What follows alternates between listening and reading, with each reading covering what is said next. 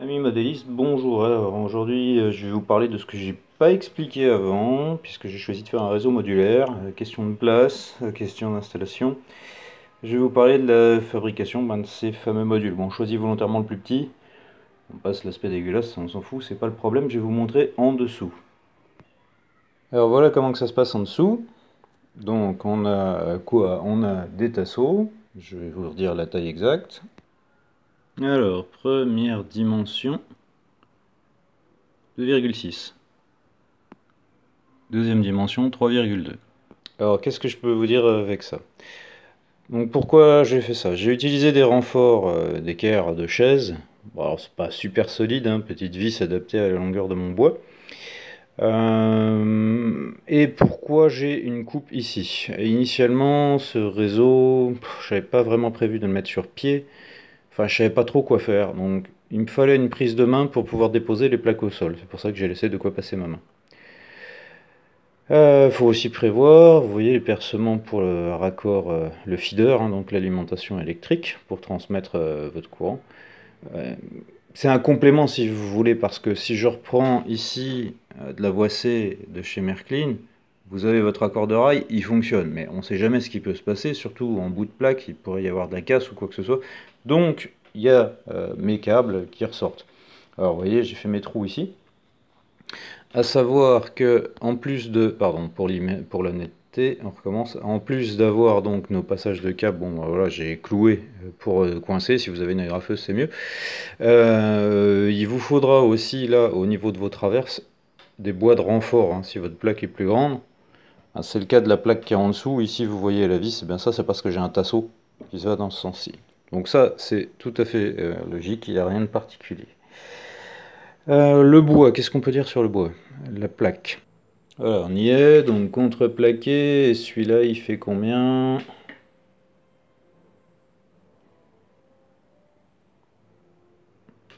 Alors que je vous remette ça bien en vue.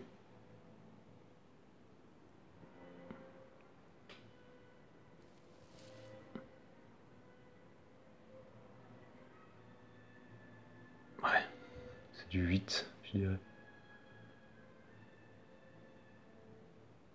8 ou 9, mais enfin, suivant les endroits, on n'a pas le même. Donc le contreplaqué, on a des fibres de bois croisées, un coup dans un sens, un coup dans l'autre. Ici, moi, j'ai un plaquage surface chaîne. Je sais pas pourquoi j'étais vraiment chaîne. Je pensais à une notion de solidité initialement, puis ça change pas grand-chose. Alors le dessus de la plaque, je vais vous le remontrer. Comment je l'ai assemblé avec les tasseaux? Ben, simplement avec des clous tapissiers que vous avez de répartis. Vous voyez la longueur d'une main, ça va pas très loin. Donc j'ai quoi ici? Grosso merdo, j'ai 10 cm entre chaque clou, quoi. Voilà, à peu près 10 cm entre chaque clou. Centré. Alors, maintenant, ben, comme je me suis rendu compte que certes c'est sympa, mais ça fait pas que ce que je veux, je vais vous montrer à côté. Donc voilà, vous avez l'assemblage des plaques, hein, on peut les emboîter côte à côte, donc il faut surtout finir propre d'abord. Eh bien, c'est bien au sol, mais quand vous avez des chats, ben, ça met des poils partout. Donc je suis parti sur la construction de pieds, et ça fera l'objet d'un sujet suivant. Donc là, en tout cas, je vous remonte une dernière fois. Oh, donc rien de bien particulier, hein, équerre, tasseau, clou, il n'y a rien de compliqué. Les percements pour passer au feeder. Les feeders sont soudés, hein, en dessous des rails. Ben, pour plus de sécurité, quoi, parce que juste mettre des éclisses ça n'irait pas, donc je me suis amusé à souder tout ça. Les raccords rapides, et puis aussi des wagos. Alors je vais essayer de vous montrer ce que c'est. Voilà les fameux wagos, pour vous faciliter la vie. Hop, vous soulevez un côté, je vous remontre ça. Donc, vous soulevez, hop, un de ces trucs là, sont un peu raides, hein. Vous emboîtez votre câble, vous pressez, c'est raccordé, sécurité.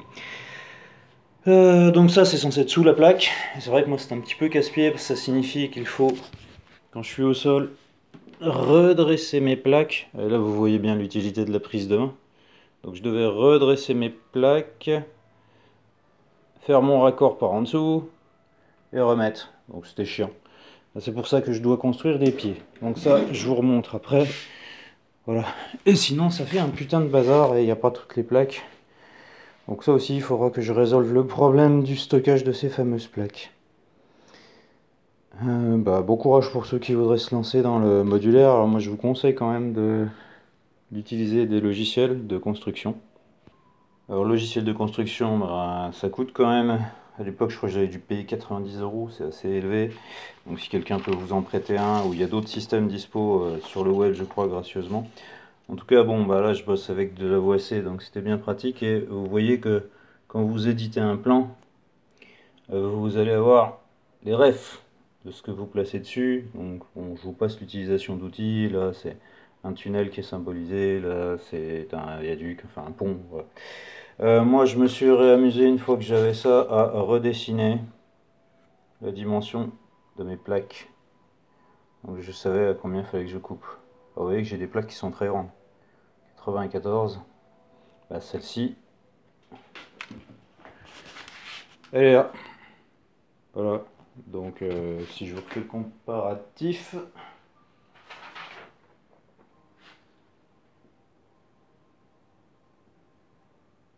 vous voyez que on est fidèle. Donc ça c'était l'avantage d'avoir ces trucs là. Je sais, l'emplacement de mes aiguilles n'est pas forcément très judicieux en pente, ça me crée des petits problèmes d'ailleurs. J'ai ma Big Boy qui a morflé dessus mais c'est pas grave. Donc moi je vous dis faites vos plans. Là l'avantage des plans ici que vous avez, c'est que vous pouvez aussi, grâce au logiciel, éditer toute la liste de vos fournitures. Et je crois même de mémoire, alors là je ne l'ai pas, je crois de mémoire que vous pouvez aussi paramétrer les prix des pièces que vous achetez. Donc c'est quand même chouette parce que ça vous permet de connaître votre budget. Ça vous permet peut-être aussi de ne pas trop vous enflammer sur la taille de votre réseau en fonction de ce que vous avez besoin. Dernier point en termes de fourniture bois, je veux pas dire de conneries, mais vu que j'ai utilisé du contreplaqué, plaqué chêne, c'est plus coûteux que le standard. L'épaisseur, je l'avais choisi justement pour la rigidité, donc tout ça, je pense que j'en avais pour pas loin de 1000 € de bois. Alors après, peut-être qu'il y a moyen de choper de la récup, hein. Moi j'avais acheté une plaque neuve, et puis j'ai fait ces schémas que vous avez vus, je les ai fait avant d'aller en magasin. J'ai carrément acheté une grande plaque de contreplaqué que je leur ai demandé de me découper aux dimensions là. Alors je crois certaines, les chutes, c'est moi qui me suis débrouillé pour recouper différemment. Mais en tout cas, ouais, c'est assez coûteux. Puis à titre d'exemple, la prochaine étape qui est la construction des pieds. La construction des pieds où je vais rajouter des morceaux de bois en angle que j'avais déjà, hein. Donc ceux-là au niveau tarif, faut que je recalcule. Dans lequel je mettrai un boulon hexagonal, une tige filetée dans le pied à visser, comme ça on peut tourner le pied depuis le haut, on n'est pas obligé d'être en bas pour faire les réglages, pour pas être emmerdé. Donc là j'ai encore pour 150, ouais je pense un petit poil moins de 300 € de matériel. Alors après mon réseau il fait quand même 18 plaques, hein. Enfin celle-ci elle a pas été créée, c'est un vide, mais en gros voilà quoi, j'ai préparé pour 18 plaques. Donc ça fait un bon volume. Et en prix de rail, que je dise pas de conneries, vu qu'il y a des aiguillages, je crois que je dois avoir 8 aiguillages, on était à pas loin de 1005, 1008, hein. Donc ça vous donne aussi une petite idée.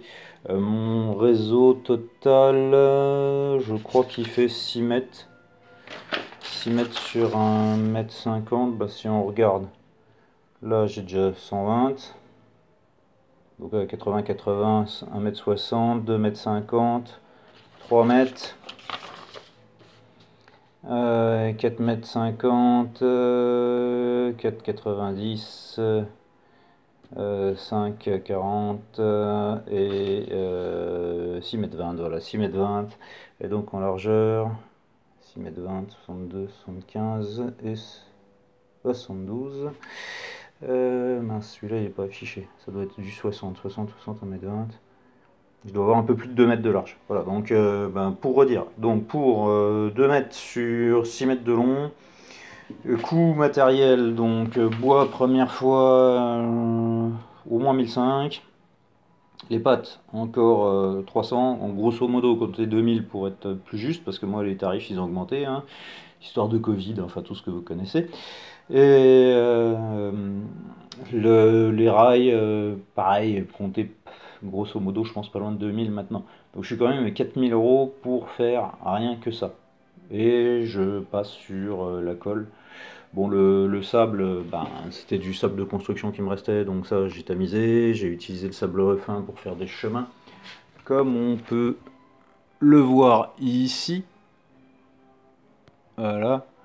Et puis surtout, ben, j'ai acheté après pour mon ballast du sable d'aquarium qui je trouvais était plus réaliste à l'échelle, puisque je vous rappelle, hein, le ballast il fait pas loin de 10 cm les roches, 10 cm divisé par 87, si on simplifie ça fait 100, 10 divisé par 100 ça fait 1 mm. Donc si vous vous amusez à taper du ballast avec de la roche aussi grosse que ça, enfin là j'exagère, mais ce qui est vendu classiquement comme ici où j'ai mon pouce, voire un petit peu plus petit, ça fait quand même très grossier par rapport au réalisme. Donc la plaque, y compris mon système, je dis pas que c'est le meilleur, c'est ce que moi j'ai choisi pour m'adapter. Je vous rappelle que je posais au sol, donc j'avais besoin d'un passage de main, plus pratique. Et bien pour ceux qui ont des tables suffisamment grandes et qui font pas un réseau gigantesque, vous n'aurez pas besoin des pieds, quoi. Donc ce système de passage de main vous permet de poser direct sur votre table. Voilà. Alors après pour les raccords de câbles, c'est pas forcément super facile, mais là quand ils peuvent passer par un raccord de main, ben, c'est facile, hein. On repousse le câble à l'intérieur. Il n'y a pas de souci. Et puis il y a des cas de figure comme ici où je suis passé avec des trous. Donc là j'ai fait le même trou dans la plaque qui va en face, faut enfiler et il faut faire le raccord en dessous. Ça sous-entend de soulever la plaque, ce qui est un petit peu casse-pied. C'est aussi pour ça que en delà des poils et de la poussière, les pieds ça va m'aider à mettre en place tout ça. Donc bon courage pour tous ceux qui voudraient se lancer dans du réseau modulaire.